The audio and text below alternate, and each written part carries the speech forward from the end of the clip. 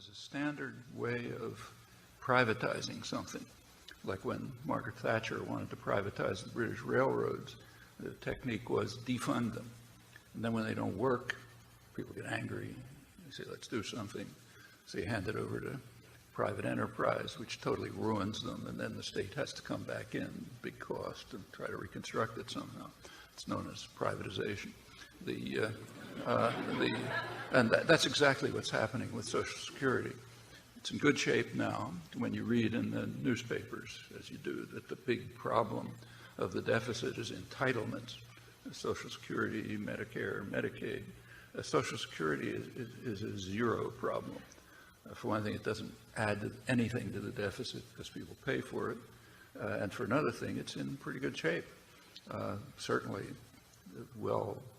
the last of the famous baby boomers will be gone before there's any problem in it. That's why there's a big payroll tax increase 30 years ago to ensure that.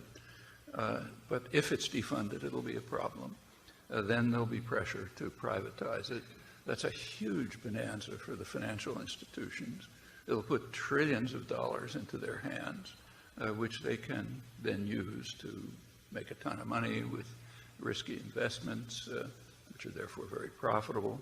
And when it tanks, as it will, when the economy tanks, there's a technique. You pick up your copies of Milton Friedman and Hayek and Ayn Rand, and you run to the nanny state that you've nurtured, and you make sure that they bail you out. That's really existing capitalism. And it means that the scam can go on. Like take privatizing schools. What's the point of privatizing schools?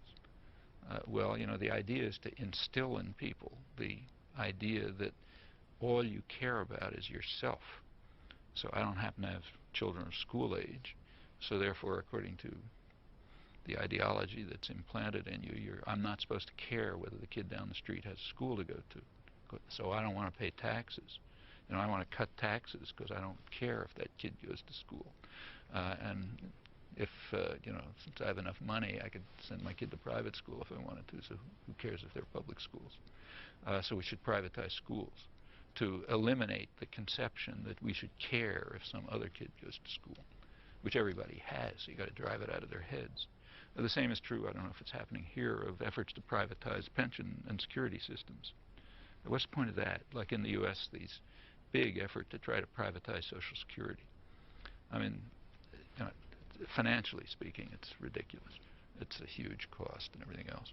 But there are reasons for it. Social Security is based on an unacceptable principle, namely that each person, that you should care if the disabled widow across town survives. And you're not supposed to care about that. You're supposed to care about whether you have enough pairs of shoes and stuff like that, and, enough cars and video games or whatever it is. That's all you're supposed to care about. So you got to privatize Social Security. Also, another advantage to privatizing Social Security is that it has the brilliant consequence of turning working people against their own interests. Because if your pension is tied up in stocks, you want to make sure those stocks go up.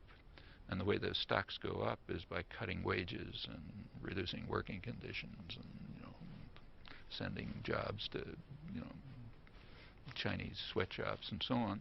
So as a working person, you have to be committed to undermining your own interests. And that's important. So for reasons like that, you want to privatize Social Security and privatize water and schools and everything else. By definition, privatization undercuts democracy. Takes something out of the public arena and puts it into the hands of unaccountable private tyrannies that are created and supported by the state, which is what corporations are. Remember, all this privatization you hear about, it's supposed to be very efficient. And by some measure, by some ludicrous measure, it probably is efficient. And part of the reason why it's efficient is you don't count the costs, okay? So like if you suppose they're talking about privatizing the MTA around here, the public transportation thing. All right, suppose you privatize the system. You and I know how to make it more efficient by the economist's measures. You throw out union workers and you get temps for half the price. And if there's an accident because they never had any training, well, it's just people who are getting killed. You don't measure that. and you cut off the so-called unprofitable bus routes, okay, or subway routes. Like, you don't make a lot of money at 11 p.m., okay, so let's throw them out. Well, suppose somebody's stuck somewhere at 11 p.m. and wants to get home. Oh, well, you know, it's entrepreneurial values, you know. Let them hire a limousine or something, you know. And in ways like that, you can make the system more efficient simply by transferring the costs over to the public where you don't measure the costs, okay? So, you know, it looks nice and efficient on some economist's paper, but of course there's huge costs transferred over to the public which you don't measure.